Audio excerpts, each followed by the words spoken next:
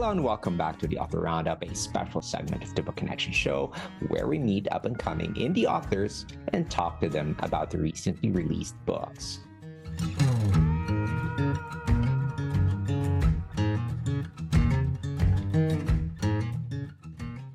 Welcome back again. This is Ray Walters. Some stories arrive like a summer breeze through a grove, quiet, warm, and carrying the scent of home.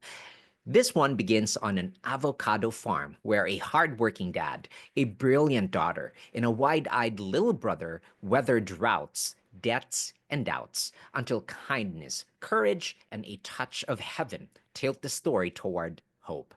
Avocado Magic is a feel good fable with baseball in its veins, family at its heart, and that gentle reminder that small mercies can change everything. Please welcome to the Author Roundup, the author of the Avocado Magic, Peter Paul Licata. Hi, Peter. Welcome to the show. Hello, thank you for having me. Hello to all the readers and viewers. I'm so glad to be doing this and sharing it with you. The pleasure is ours, Peter. I'm very much excited to talk to you about your book. It just recently got published, right? Late of August this year. That's correct. Late August. Yes. All right. Okay. So your book is the story of your book is it's a set in Fallbrook, California, and it Yes. follows the life of a single dad and former minor league pitcher, his kids, as drought, debt, and loss squeeze their avocado farm until a boyish angel drops by. Now, what makes this story fascinating for me is that it's a warm, funny, faith tinted family tale about heart, community, and the kind of magic that changes people as much as circumstances. Now, I want to go ahead and ask you this question, Peter. Your story opens on an avocado farm that feels both ordinary and enchanted. Now, what drew you to Fallbrook as the setting, and what did you want that landscape to say about the family at the center? I understand. I did my research, and avocados are grown in Fallbrook, California. I think that in the United States, that's one of the largest avocado producers. And um, Fallbrook called to me as more than just a dot on the map. It Mm, felt like a place where the soil remembers. I wanted a setting that could hold both grit and grace, where the everyday work of farming could brush up against something quietly miraculous. The avocado, the avocado groves with their waxy leaves and stubborn roots mirror the Rudder family's resilience. They're not mm. flashy, but they endure. By placing the story in Fallbrook, I was able to ground the narrative in a real tactile world while leaving room for enchantment to slip in unnoticed. The landscape speaks to legacy, labor, and longing. It's a place where magic doesn't arrive with fanfare, but with a whisper. That felt true to the family at the center. People Okay. who don't chase miracles, but who might just be ready to receive one. All right. The magic arrives through a child and an angel, quietly, playfully. Why present the supernatural in such down to earth, kid sized ways? I've always believed that the most lasting magic doesn't crash through the ceiling, it Mm, tiptoes in, disguised as something familiar. By channeling the supernatural through a child's curiosity and an angel's gentle mischief, I wanted to make wonder feel reachable, not remote. He just needs someone to listen, someone to believe. And the angel, he's not here to dazzle. He's here to nudge, to notice, to kneel beside a kid and whisper, "What if?" Presenting magic in this way lets readers of all ages feel invited rather than instructed. It's not about spectacle, it's about presence. And in a world that often demands proof, I wanted to offer something quieter, the possibility that grace might arrive in sneakers with cookie crumbs on its shirt. That's fascinating. Peter, let's dig into character realism and growth under pressure in your story. Now, one of your characters, Lance, he is a devoted father who's equal parts grit and doubt. How did you shape his arc, his story from weary farmer to poised competitor without turning him into sort of like a superhero? Lance was never meant to be a cape wearing savior. He's a Mm, man with callous hands and a heart that's quietly breaking. I wanted his journey to feel earned, not gifted. His grit comes from years of labor, but his mm, doubt is what makes him human. He questions his worth, his timing, even the right to dream again. The shift from weary farmer to poised competitor isn't a leap, it's a slow, stubborn climb. I built nice. his art on small choices, showing up for his daughter, listening to his son, trusting the soil again. There's no Mm, montage, no magic fix, just a man learning that resilience isn't loud. By keeping him grounded, I hoped readers would see themselves in him, not as mm. heroes, but as people who keep going even when the outcome is uncertain. Right. And I would agree. Well, actually, not all heroes wear capes, right? What I find fascinating about Lance here, one of your characters, is that the character development.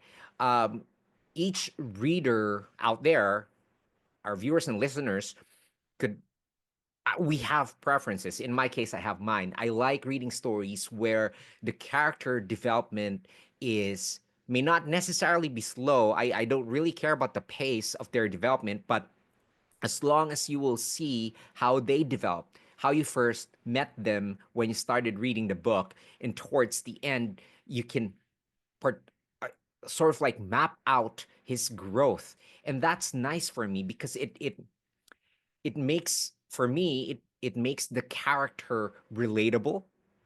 That's Yes. how readers usually relate to the character, the protagonist or the characters in a story or in a book. Now let's go to Mora. Mora's journey is tender and central. What guardrails did you set to portray her life with muscular dystrophy, respectfully balancing hope, agency, and reality? I like this question very much because I've dealt with Mora and how to portray her very, very hard. Mora's story was never meant to be about limitation, it's about illumination. I approached her character with deep respect, knowing that muscular dystrophy isn't a plot device, but a lived reality for many. The guardrails I set were emotional first. No pity, no pedestal. I wanted Mora to have agency, humor, and grit, not just resilience, but resistance to being defined by diagnosis. Her hope isn't naive, it's earned through small victories and honest setbacks. I also leaned on the family's love as a lens, how they Yeah. support her, and sometimes struggle to understand her. The dynamic allowed me to show the complexity without turning her into a symbol. In fiction and in life, I believe representation should expand empathy, not exploit it. Mora's strength is quiet, but it's unmistakable. And I wanted readers to feel that without needing to be told. Uh, Peter, fascinating story, the Avocado Magic. You have really dynamic characters. I'm about to ask you another question about another character, but I just want to push this follow-up question real quick. What was what was your inspiration in creating these characters? Were there people in real life you based this on? And what inspired you to write about these characters you have? I anticipated that question, and it's really quite simple. Years ago, I was eating a lot of avocados. I love avocados, and I knew that they're healthy and very good for you. They are. So, They are. yes, the thought came, How could they be better? How could they be better? And then slowly the elements started coming together. They could be better through magic. And just one thing led to another. So that's how it started. And I just kept adding new elements, new aspects of that story until I had enough. And I felt like, okay, I've got something here. Let me start writing and see what comes out. All right. Now we have another character here, Billy. Billy's voice supplies mischief, honesty, and wonder. What did you learn by letting the youngest brother ask the biggest questions? Yes, Billy reminded me that truth often wears sneakers and speaks with a mouthful of cookie crumbs. By letting him ask the biggest questions about heaven, Mm. fairness, and why grown-ups sigh so much, I discovered how wonder and wisdom can share the same sentence. His mischief isn't just comic relief, it's a kind of emotional radar. He senses what others won't say and blurts it out with a mix of innocence and insight. Writing through his eyes allowed me to strip away pretense and lean into honesty. Kids don't complicate, they clarify. Billy's voice gave the story its heartbeat, its humor, and its holy mess. He doesn't solve the mystery, but he makes it feel worth solving. And in a tale where magic tiptoes in, Mm. it felt right that the youngest rudder would be the first to hear it knocking. All right. So this next question has something to do with baseball. It's part of the story. I kind of like it. It felt to me like it was an homage of some sort to Vince Scully. Uh, It was. You're it's exactly right. Exactly right. Did you notice what the epigraph was in the beginning of the book? not much actually, not much. Could I could I Until read it it was to a you? slow realization. I've got my copy here. This came to me later on to include this, and I'm glad I did. You know, friends, so many people have wished me congratulations on a 67-year career in baseball. And they wish me a wonderful retirement with my family. And Mm. now all I can do is tell you what I wish for you. May God give you for every storm a rainbow, for every tear a smile, for every care a promise and a blessing in each trial, for every problem life seems a faithful friend to share, for every sigh a sweet song and an answer for each prayer. That's a direct quote from Vin Scully, who he 67 years he spent with the organization. Mm. That's unheard of. He was a Dodger. Quite a dedication to the sport. Now, baseball enters like a dream with callbacks to classic voices and moments. How did you weave real baseball lore with a fable's logic without breaking believability? Once again, you read my mind. Weave is the word, was the operable word that I was using. I knew I was going to use actual Vin Scully quotes, and then I used what I thought Vin Scully would say. And I think it came out pretty good. Baseball to me is already half myth. The crack of the bat, the hush before a pitch, the way Vin Scully could turn a double play into poetry. It all lives in that space between memory and magic. So when I brought baseball into Avocado Magic, I treated it like a language the characters already spoke in dreams. I didn't need to bend reality. I just let the scene show.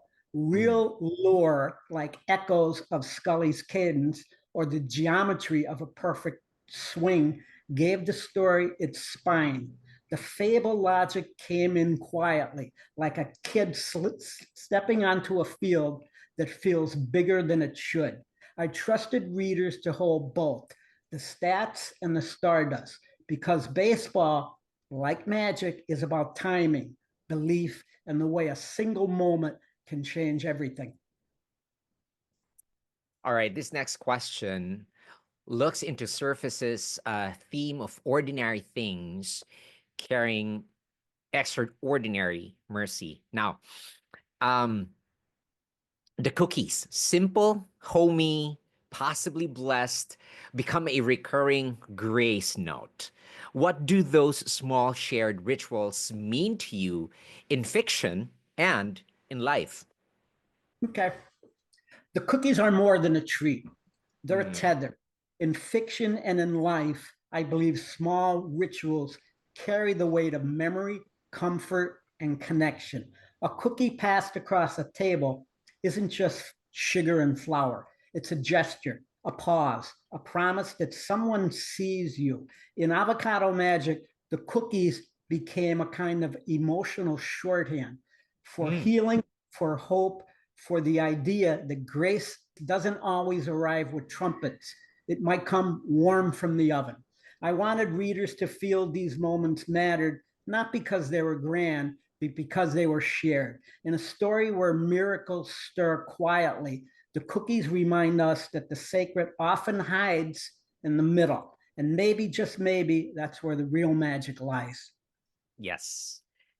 All right. In your book, community matters here. You have neighbors, nurses, even rival teams show up with generosity. Why was it important that kindness travel in more than one direction for you? I'm glad you picked that up with the kindness because I went out of my way to. This takes place in a World Series. It culminates in a World Series. The Los Mm, Angeles Dodgers and the New York Yankees. And I wanted to treat the Yankees really with great respect because they're a very classy organization. I'll be honest, New York has a lot of readers there. And I wanted to endear myself. The story I wanted to endear Avocado Magic to those readers. I make no that's the truth. So what it is here is that kindness to me isn't a spotlight. It's a circle. In mm, Avocado Magic, I wanted to show that grace doesn't just descend, it radiates. The rudders aren't saved by a single miracle or a lone act of heroism. They're lifted by a web of small, generous gestures. A nurse who stays late, a rival who offers respect, a neighbor who shows up with cookies. These moments matter. They they remind do. us that healing isn't solitary. I was intentional about making kindness reciprocal, not Yeah. performative. It travels in more than one direction because real community isn't built on charity, it's built on shared vulnerability and mutual care. In a world that often celebrates individual triumph, I wanted a story where the quiet power of showing up for each other felt like the truest kind of magic. It definitely is. Showing up for others, for me, and I would agree, it's magic. Peter, let's explore tonal balance that makes the story, your story, family friendly. Um, I noticed that humor keeps peaking in names, quips, and a boy, negotiating with heaven. How did you decide when to lean into laughs and when to let reverence lead? Tone for me is like a seesaw. If you don't let it tip now and then, it stops moving. Humor in Avocado Magic wasn't decoration, it was oxygen. I used it to keep the story breathable, especially when the stakes got heavy. Mm, Billy's negotiations with Heavy, the quirky names, the sideward glances, they're all ways of saying, we're still here and we're still mm, human. But reverence has its place too. When the moment called for stillness, I let the language slow down, let the silence speak. The balance came from listening, really listening to what each scene needed. Sometimes a laugh opens the door to a deeper truth. Sometimes it's the truth that makes the laugh land harder. I didn't want the story to preach or perform. I mm. wanted to feel like life, messy, sacred, and occasionally hilarious. Now, I created this question in a hope to invite thoughtful reflection on the costs, limits, and purposes of wonder. So, in your book, Miracles Change Bodies, Fortunes, and Perspectives. What ethical question did you wrestle with about why this, why now, and why them? Mhm. Every miracle in Avocado Magic came with a shadow. I didn't want to write a world where magic was a vending machine. Press the button, get your blessing. Instead, I wrestled with the questions that linger after the light fades. Why Mm, is this person? Why not another? What does it mean to be chosen? And what does it mean to be passed by? These weren't just plot mechanics, they were emotional fault lines. I wanted the story to honor the joy of transformation while acknowledging the ache of absence. Not mm. every prayer is answered, and not every healing is visible. The ethical tension lives in that space between grace and grief. By letting the characters ask these questions, sometimes aloud, sometimes in silence, I hope the readers would feel the weight of wonder, not just its Mm, glow, because real miracles don't erase complexity, they deepen it. agree. Now, by the end of the story, the rudders are transformed, but not just by outcomes. So, what inner shifts did you most want readers to notice in each family member? The Redder's transformation is less about external resolution and more about the quiet internal recalibrations that happen when grief, guilt, and love are finally allowed to coexist. For the Mm, father, it's the surrender of control. He learns that protecting his children doesn't mean shielding them from the truth. For the eldest child, it's the shift from resentment to empathy, mm, realizing that silence in a family isn't always neglect, it's sometimes survival. The youngest finds agency, not through rebellion, but through curiosity, asking questions no one dared to voice. As for the mother, though she's rarely mentioned directly, her absence is a present. I wanted readers to feel her imprint in the gaps, the rituals left behind, the way the children reach for comfort in places she once filled. Her omission isn't oversight, it's intentional. She's the emotional negative space that shapes the family's contours. The inner shift here is in how each rudder begins to name what was lost, and in doing so, they begin to reclaim what remains. that's beautiful. Peter, before Thank I'm you. going to close this interview, I'm just going to ask you this question. Uh, our viewers and listeners, we could probably have interested parties out there. Where can they grab a copy of your book? Here's a full breakdown of where readers can find Avocado Magic. Search Avocado Magic by Peter Paul Licata. It's important in the search to mention my name because there are other books named Avocado Magic. I didn't realize till later on. Author House is the publisher. That's available in both softcover and ebook. This is the original publisher listing offering direct purchase options and full book details, including ISBNs. Barnes and Noble, you can get the paperback and ebook. Amazon, list in paperback. Okay. Peter, to close this interview, if a listener takes only one message from Avocado Magic as they, close or turn the last page of the book, if they're going to take only one message from Avocado Magic, what should it be? If there's one message I hope lingers, is this: healing doesn't always arrive with clarity. It often shows up disguised as confusion, silence, or even humor. Avocado Magic is about the grace, messy grace of trying again, of choosing connection even when the script has been lost. It's a reminder that families aren't fixed. They're fluid, and sometimes the most magical thing is simply staying in the room together long enough to hear the music start. For those who want to explore more or share their own stories, Avocado Magic is available through the platforms that I mentioned before. All right. Peter, such a pleasure having you on the show, and thank you so much for your time. I also want to give a big shout out to our awesome viewers and listeners for joining us for this interview. Stay tuned for more inspiring conversations on the Author Roundup. I'm Ray Walters. Join me next time as we explore the world of supported self publishing, one indie author at a time.